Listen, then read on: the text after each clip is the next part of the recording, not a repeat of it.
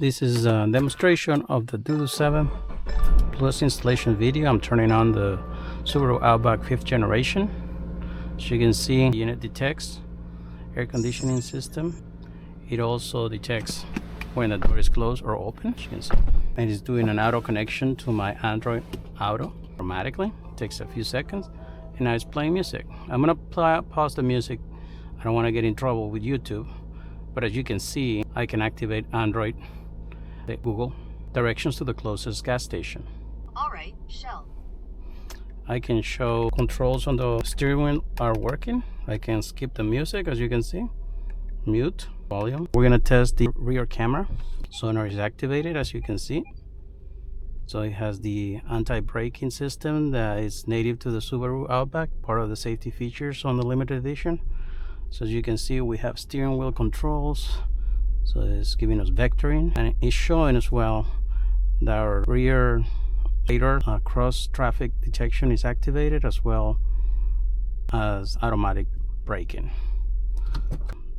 So I would say that this definitely met all the requirements. That was the one thing that I didn't like about my Outback since day one when I bought it.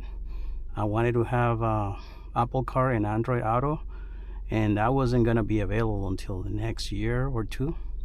So by upgrading with the Dudu7, I definitely have finally take care of the one thing that really bothered me about my Subaru Outback.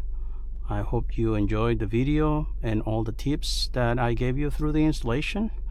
I'm also happy to report that the audio using the onboard microphone located on the top is working. I did several tests and the quality of the sound was excellent. Both the people I call reported that my voice was loud and clear.